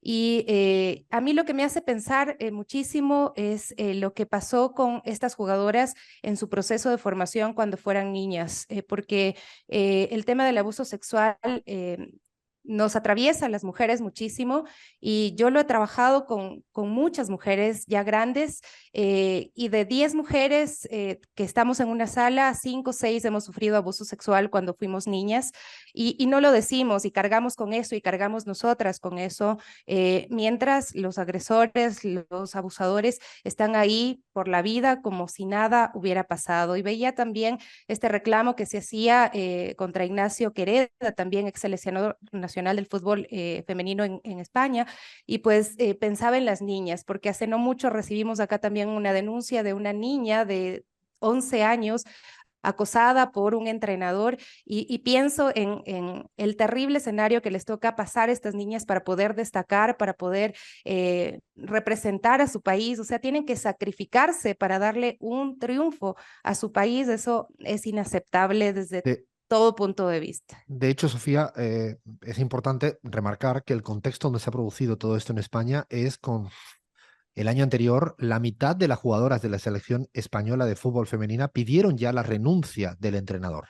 No se, no se explicitó los porqués, pero había una cuota de esto que estás planteando. No estoy llevándolo al extremo porque ni hubo pruebas, ni hubo una denuncia formal y quiero ser cuidadoso, pero sí un marco en el cual gran parte de las jugadoras del fútbol español, de las mejores, no fueron a este mundial, no fueron, renunciaron a ir porque yo creo que había detrás un permanente contexto donde la desigualdad entre el hombre y la mujer seguía llevándose a cabo y en la cotidianidad.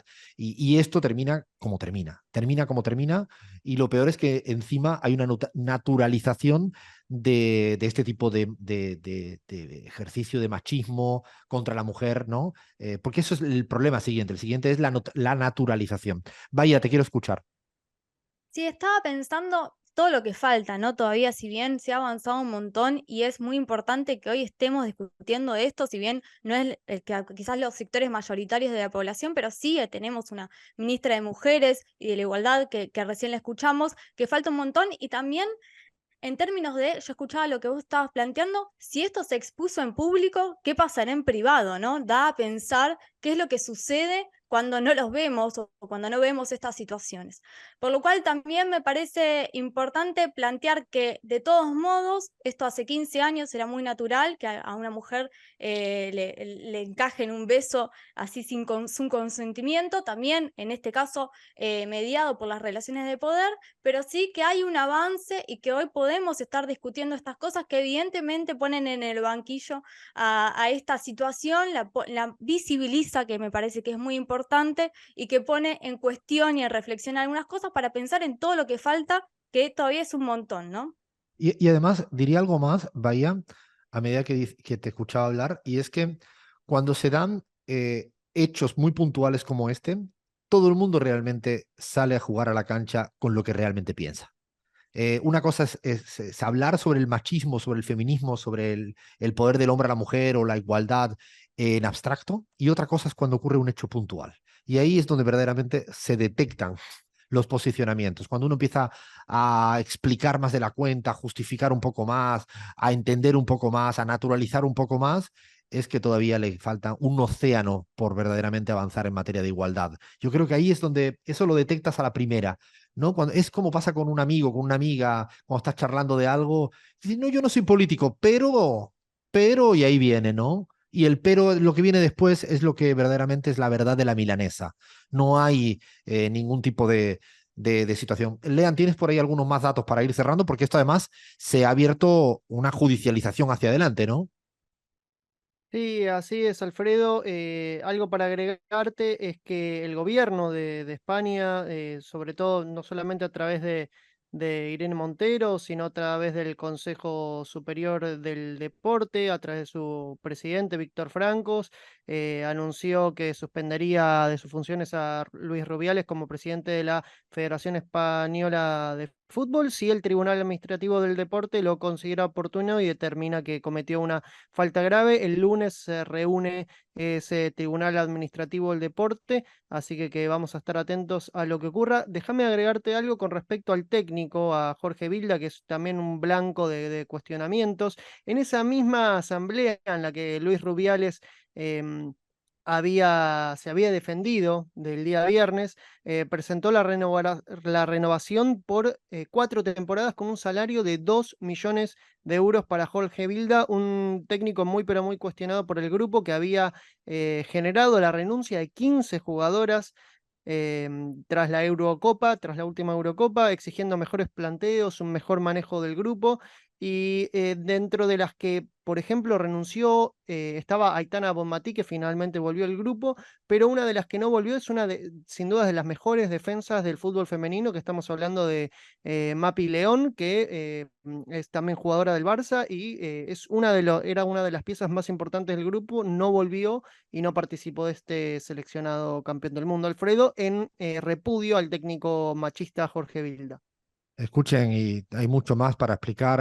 Vean, lean todas las declaraciones de todas las jugadoras, ¿no? Absolutamente cerrando filas con Jenny Hermoso. Y buena parte de la sociedad española, yo creo que también dando una cierta lección, ¿no? De abrazar a la víctima y no justificar de ninguna de la manera al que ha cometido este tipo de atrocidad. Porque para mí, insisto, lo peor de los peores es la explicación del minuto después.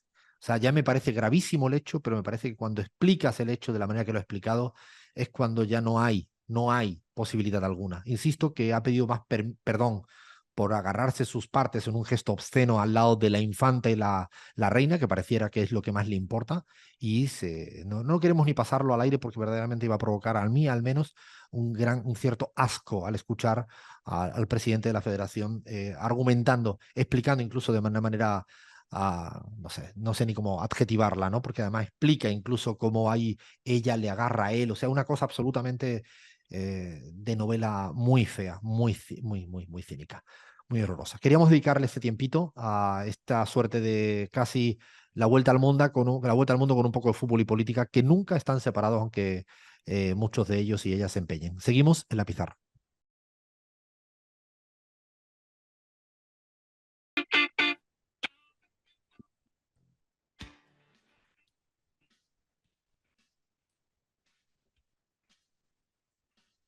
Fue musiquita de Charlie, ¿no? Sí. ¿Ya se ha recuperado Charlie o no? Está, Bahía, tú que eres la Sí, ya está en la charlióloga. casa. Sí. Dijo gracias a todos y a todas, sí, estoy bien, así que nos Gracias, quedamos Bahía tranquilos. Luna, ¿no? Estoy bien, está todo, ¿no? No, no dije. No dijo eso. Bueno, qué bueno que esté recuperado. Cuando suena música de Charlie en la pizarra, significa que vamos a hacer a compartir un poco de investigación de del equipo de la pizarra.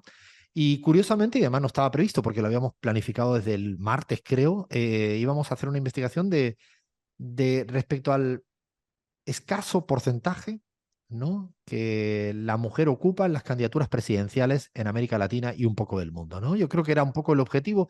Todo venía, creo que venía por lo que ocurrió en Ecuador. Ya saben que Luisa González era la única candidata mujer en un montón de hombres. Y los porcentajes de mujeres y hombres en los países, yo que me dedico a hacer muchas encuestas, siempre es mayoritaria la mujer que el hombre. 52-48 mujeres, 51-49, o sea, siempre hay más mujeres en la sociedad que hombre. Y pareciera que estos porcentajes de distribución de la población no tienen el más mínimo paralelismo en lo que ocurre a nivel de candidaturas presidenciales. Estamos ya en el año 2023. O sea, no estamos en el 60, no, estamos en el 2023.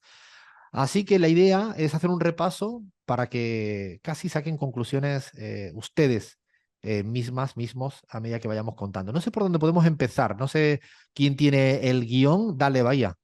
Bien, arrancamos. Antes de empezar, digamos, pero me parece bien que ustedes saquen las propias conclusiones porque los datos son, digamos, concretos, pero sí me parece importante que hemos seleccionado esto sin hablarlo en presidentas y no vicepresidentas, porque muchas veces también sucede que las fórmulas se componen con una vicepresidenta como una muestra testigo, ¿no?, de que la mujer está ahí en algún Claro, lado, pero colocate al lado mía, ¿no? En plan florero. No hablamos de exactamente, Cristina Fernández de Kirchner en este caso, cuando fue por supuesto vicepresidenta, que no. pero sí es un habitué, ¿no? Exactamente, y no estamos hablando de candidatas a presidentas que son la personalidad política más importante del país y que va a conducir los destinos de los países. Vamos a empezar por Ecuador, ya que estamos, porque Luisa González es un caso, la verdad, para analizar y para fijarse. Y la verdad que me parece que esto es un dato también importante para lo que se viene de las elecciones.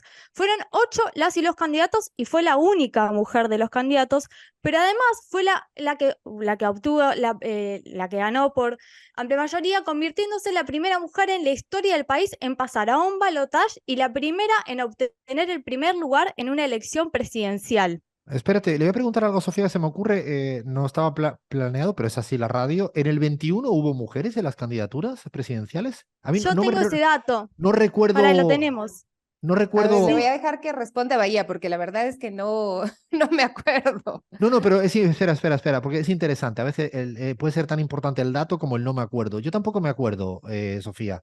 Y cuando uno no se acuerda es porque no fue protagónica. Yo sé que hubo una, creo, porque estuvo en el debate presidencial, pero me parece que cuando tú no te acuerdas, Sofía, una persona que sigue la realidad política ecuatoriana, y yo que estoy todo el día estudiando Ecuador, tampoco me acuerdo, significa que entre los principales partidos, yo creo que no hubo ninguna mujer, al menos como candidata, ¿no? Sí, la verdad efectivamente, es que sí. perdón, solamente para acotar. Y hay que recordar que acá en Ecuador, en este momento se está aplicando la paridad en las listas, ¿no? Es decir, las mujeres tenían que estar incluidas sí o sí. Por ejemplo, los candidatos presidenciales tuvieron problemas a última hora porque la mayoría habían escogido hombres para completar el binomio y tuvieron que cambiar porque las mujeres también tuvieron ahí una intervención política muy fuerte en exigir que se cumpla la paridad que desde el mismo CNE se le estaban pasando por algún lugar. Bueno, dieron en la tecla con algo que me parece fundamental para este caso, pero para los que vienen también, que en 2021 efectivamente hubo una candidata que se llamaba Jimena Peña Pacheco, pero que sacó solo el 1,54% de los votos. Y también sucede que en algunos países de América Latina sí están representadas en menor medida, pero generalmente los partidos chicos, y esto no es por desmerecer a los partidos chicos, pero generalmente no las integran la fórmula presidenciales mujeres de los partidos mayoritarios. Por eso tan importante la presencia de Cristina, Xiomara, Dilma. Cris, ¿querés seguir con algún país ¿Qué país que nos tengas? vamos? Bueno, México, obviamente, porque sin hablar de la contienda electoral actual para las elecciones de 2024, en las que, bueno, por la oposición definitivamente va a haber una candidata mujer y por la parte del oficialismo, pues también posiblemente con grandes posibilidades. La verdad es que México, antes de estas elecciones, solo 6 mujeres han participado como candidatas a la presidencia del país desde 1982. Solamente 6 de ellas. Seis del En las total, elecciones, Cris. O sea, 6 del total de 6 las en elecciones. total en toda la historia política de México. Estamos hablando de candidatas, ¿no? Que han pasado a rondas. Entonces, en el 2018, de hecho, solamente hubo una. Margarita Zavala fue la única contendiente mujer. Anunció, de hecho, su candidatura desde 3 años antes de que sucedieran, en el 2015. Y finalmente, pues por las disputas, renunció al Partido Acción Nacional. Tras 33 años de militancia, estamos hablando de uno de los partidos más importantes bueno, de México, y se presentó como independiente. Ha sido la única candidata que ha logrado reunir el umbral de firmas necesarias para la postulación como partido independiente. Sin embargo, pues declinó su candidatura al final. Y Colombia, quisiera ir a Colombia. ¿Quién tiene Colombia? Colombia, bueno, Colombia también, desde 1957, cuando se aprobó el voto de la mujer, pues solamente han existido 9 candidaturas de mujeres a la presidencia de Colombia, y es curioso porque varias de ellas o sea, han participado hasta 3 veces en la contienda electoral, como es el caso de, bueno, las más conocidas, obviamente es Clara López, entre otras. En las elecciones de 2018 fue una de las elecciones en las que hubo más candidatas antes de, digamos, llegar como a la ronda final, ¿no? Al inicio de las campañas presidenciales, pues habían 8 precandidatas, ¿no? Este ha sido el número más alto de las candidatas mujeres desde pues muchísimo tiempo, y creo que bueno, resultó en que obviamente ninguna se terminó quedando. De hecho, es muy curioso porque Clara López, por ejemplo, al final fue candidata a vicepresidenta por Alianza Social Independiente con Humberto Lacalle.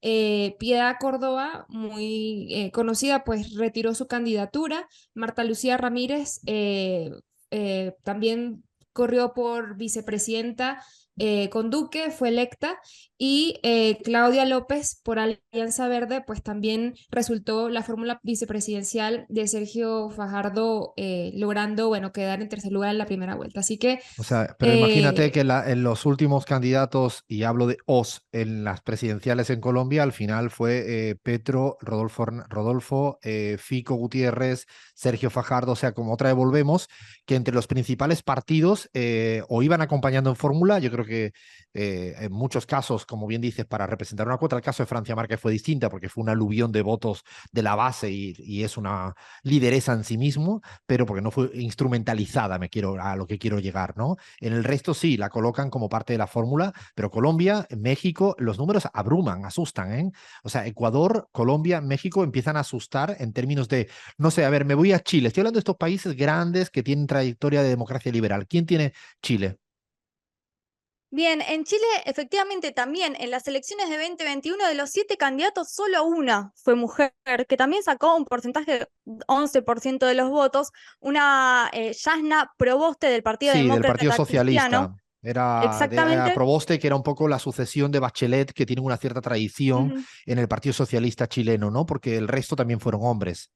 Y en las precandidaturas también, en las internas también eran hombres en su mayoría, y también en las de 2017 la tendencia era un poquito mejor que esta, que había 2 candidatas a la presidencia, y ahora, bueno, en el 2021 solo una. Pero también los demás casos también son representativos. En Bolivia, lo decía Cris, y también en este mismo sentido, 5 candidatas a presidentas desde 1956, Alfredo. Y en ¿Cuántas? las Cinco. últimas Espera. 5 5. candidatas mujeres Estamos hablando para que la gente nos logre entender o nosotros lograrnos explicar.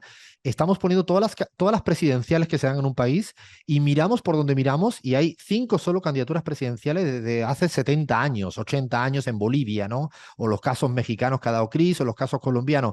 O sea, poquísimas. De hecho, si uno recuerda las últimas candidaturas presidenciales importantes, hay que recordar que Janine Náñez no va a ninguna elección, da un golpe de Estado. Exactamente. Digo, para que no nos pongan por ahí, pero el resto son hombres, importantes. Y algo más te agrego en relación con esto y en relación con Bolivia. Por supuesto, Yanina Áñez, nadie la votó, no la podríamos contar, pero también lo que sucede en Bolivia, que de estas 5, muchas tuvieron que declinar su candidatura. Por ejemplo, en el 2020 no había ninguna candidata mujer. Sí había algunas precandidatas que después terminaron bajándose y quedaron solo hombres. Por lo Hasta que cual nos de llegue Gaby candidatas reales no Montaño, están. No, hasta que llegue Gaby Montaño, Bahía. Gaby Montaño la la tenemos ahí. estamos Estamos trabajando trabajando, no para podemos eso. decirlo al aire, pero estamos trabajando en ello. Uruguay. Yo quiero saber Uruguay, Uruguay. tu país. Uruguay y Paraguay son, por ahí, Uy, teléfono para Uruguay y Paraguay. Paraguay casi, yo te diría que ahora que miro para atrás no recuerdo nada, ¿eh? Pero efectivamente me parece que esto es importante, porque también estas decisiones se reflejan en lo que nosotros vemos a diario en las políticas de estos países, que son generalmente los países que también en otros puestos de gobierno también tienen retrocesos. Y esto, bueno, es la máxima expresión. Vamos a Uruguay. En las últimas elecciones no hubo candidata mujer, porque recordemos que Carolina Acose, que era la única precandidata por el Frente Amplio, pierde con Daniel Martínez en 2019, así que no había candidatas y ahora para el 2024 hay 2 precandidatas, pero vamos a ver si son candidatas efectivamente. Así que también en una situación bastante preocupante. Y Paraguay, por supuesto, de las 13 candidaturas en 2023, solo una fue mujer y también es Rosa Bugarín, que sacó el 0,17%, algo más de 5.000 votos. No es por desmerecer a la lista ni al espacio, pero sí efectivamente la única mujer era de un espacio que era más testimonial que una opción real de poder, ¿no? En Argentina sería un poco, creo que la excepción por la figura tan relevante que ocupó Cristina Fernández de Kirchner, y en esta elección una de las candidatas importantes está Patricia Bullrich, pero también está la Bregman, ¿no? Es la otra mujer, creo que entre candidaturas relativamente reconocidas, ¿no? Sí, Argentina sorprende en esta elección porque de los 5 candidatos que disputan la presidencia para las definitivas, 2 son mujeres, por lo cual estamos prácticamente en cuestión de todo lo que venimos mencionando, casi paritario, ¿no? Por un lado Patricia Bullrich y por otro lado Miriam Bregman. Pero en las PASO, la verdad es que era de 27 precandidatos y candidatas, un montón de candidatos, solo 6 fueron mujeres. Así que ahí también había desigualdad, por decirlo. ¿Qué más países tenemos por ahí? Cris. Bueno, Lean. no sé si Lean Ah, quiere Lean, también. perdón, Podemos hablar Lean, de Lean. Brasil si quieren. Ah, de Podemos hablar de Brasil. Brasil De porque Brasil, dale. en Brasil, en las últimas elecciones presidenciales, Alfredo, se da una casualidad, no solamente la polarización tremenda entre Lula y Bolsonaro, 2 candidatos hombres, pero sí fue récord en la cifra más alta de la historia de candidatas mujeres, el 33,81% de candidatos y candidatas que se presentaron a un cargo público eran mujeres. Ahora, si hablamos de candidatas a la presidencia, hubo 4 candidatas a la presidencia: Simón Tebet, Movimiento Democrático Brasileño; Soraya Tronique, de la Unión de Brasil, y otras 2 menos conocidas: Vera Lucía, del Partido Socialista de los Trabajadores Unificado, y Sofía Manzano, del Partido Comunista de Brasil. Lo cierto es que Simón Tebet fue a la que mejorcito le fue, salió tercera detrás de Lula y Bolsonaro, con una cifra igual muy, muy Y a mí baja con me viene a la respecto a otras elecciones. cabeza la figura de Dilma, ¿no? Como Sí. presidenta, ¿no? Yo creo que también un poco eso al final son grandes parteaguas, ¿no? Hacia adelante, cuando llegan figuras tan importantes como el caso de Dilma. Quiero que me digas de España. Pero Sí, dime, solamente Sofía. que me llama la atención lo que les hacen a las mujeres que están en la política, ¿no? Lo que le hicieron a Dilma, por ejemplo, que no se puede olvidar. Y si pensamos en Ecuador, nada más también hubo una mujer presidenta, ¿no? 2 días, pero fue presidenta porque no le dejaron asumir. Y bueno, por lo menos ahora ya tiene su cuadro en Carondelet, pero claro, responde al machismo más profundo antes que ahora, pero que está presente. De España, porque tampoco es que haya allí una cantidad de mujeres presidentas en esos países que supuestamente van de avanzada, ¿no? Bueno, en las últimas elecciones la figura quizás más relevante en estos términos es Yolanda Díaz, que fue la única, de todas formas, de las que tuvo chances, ¿no? Por así decirlo, o de las más visibles. Quienes sí lo habían intentado antes, Carme Chacón, fallecida en 2017, o Susana Díaz en el PSOE, quien había perdido las internas, las primarias con Pedro Sánchez. María Dolores de Cospedal o Soraya Sáenz de Santa María en el PP, ninguna consiguió imponerse en las primarias de su partido. Este bipartidismo entre el PSOE y el PP fue, ante todo, muy, pero muy machista, Alfredo. Sí, ya vemos que miremos por donde miremos. En Estados Unidos tampoco es que se me ocurran a lo largo del tiempo muchas mujeres presidenta ni candidata, ¿no? A mí Hillary No, Clinton de y hecho poco más, ¿no? no hay mujeres presidentas en la historia de Estados Unidos. Hillary Clinton fue la que más cerca estuvo con aquella candidatura. Primero perdió las primarias con Obama, no sé si recuerdan, allá ya hace tiempo. Luego se imponen las primarias contra Bernie Sanders, pero pierde la elección contra Donald Trump en 2016. Alfredo, otras que sí estuvieron ahí cerca, por ejemplo, Elizabeth Warren, pero tampoco logró imponerse en las primarias del Partido Demócrata.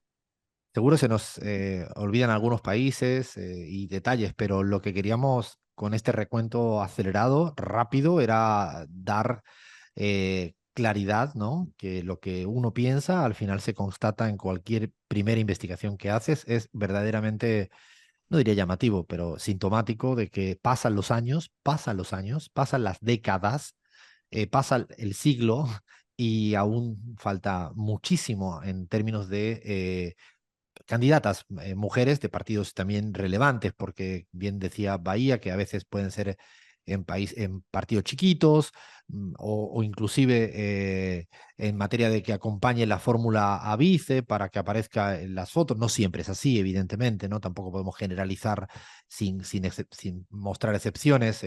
Cristina Fernández de Kirchner no va a ir nunca acompañando, Francia Márquez tampoco. Creo que para dejar los puntos sobre las IES marcadas, pero sí, es un fenómeno que ojalá, y cuando uno mira por datos de desigualdad en Congreso, en Senado, llama mucho la atención porque sigue habiendo una gran desigualdad en las fórmulas, por lo tanto, decir que hay que tratar igual a unos y a otros cuando partimos de marcos tan desiguales, eso es lo más injusto que hay. O sea, todo el que vende que, ¿no? Que exista, no, pero ¿por qué vas a tratar diferente? Bueno, porque partimos de desigualdades diferentes desde hace mucho tiempo. No sé si por ahí tenía algún dato de cierre, creo que lean. Sí, Alfredo, Guatemala, que casualmente se da que las dos candidatas favoritas en las encuestas eran mujeres, Sandra Torres, quien perdió en el balotaje con Bernardo Arévalo, y Suri Ríos, la hija del ex dictador Efraín Ríos Montt. Y para agregarte también, Telma Cabrera era una precandidata que fue proscripta por el Tribunal Electoral y también era una de las favoritas de cara a las encuestas. Bueno, lamentablemente no pudo participar en las elecciones por la introspección del sistema judicial. Afortunadamente vienen Claudia Sheinbaum, Xiomara Castros, Francias Márquez, María José Pizarros, o sea, Luisas González. Afortunadamente vienen y ojalá, ojalá equilibren un poquito esto. Bueno, ya vieron que había datos de sobra. Pues sí, seguimos en la pizarra.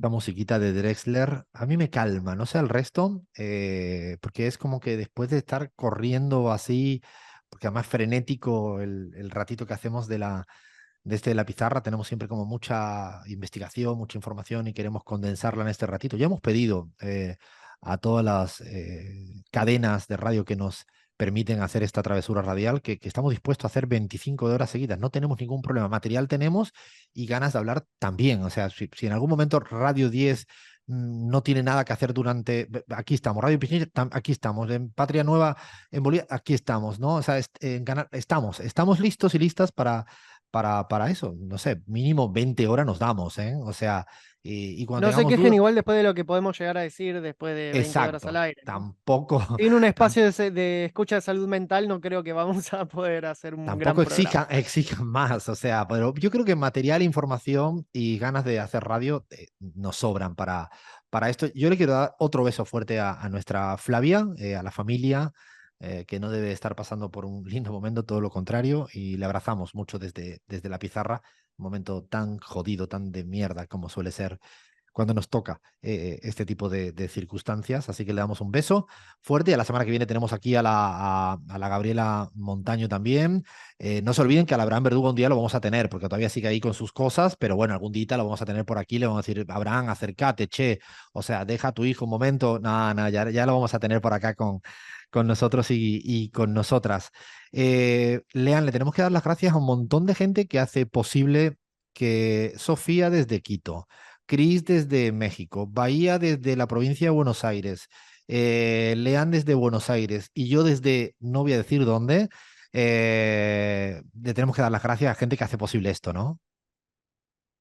Sí, es Alfredo, es un equipazo el que hace posible este milagro. En primer lugar, le agradecemos a Fernando Saninelli, que estuvo en la edición de sonido, Iván Soler en la edición audiovisual, estuvo también Sebastián Merani en la operación técnica de Radio 10, Cristina Chiesa en la producción de Radio 10, Nacho Ferreira en el streaming de Radio 10, ya llega en la continuidad Pablo Ladaga.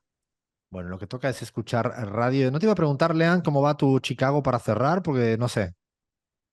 Y ahora a las 4 de la tarde tenemos partido, así que un partido definitorio podemos decir, Lean, tenemos que ganar siempre, sí o todas sí las de semanas me local. dice que es partido definitorio. Yo creo que esto no se Todas lo las cree nadie. Es semanas en puro la B chamullo Nacional este, ¿eh? es decisivo, Alfredo. Todas las semanas es decisivo, es un partido de vida o muerte. Vaya, ¿te vas a ver el fútbol? ¿Alguna película esta tarde? ¿Alguna rosca que tengas pendiente? Planes con Atilio, mi plan de sábado después de la pizarra, como siempre. Pues a Tilly un día hay que tenerlo aquí ya al aire, ¿no? Sustituyendo a la mamá.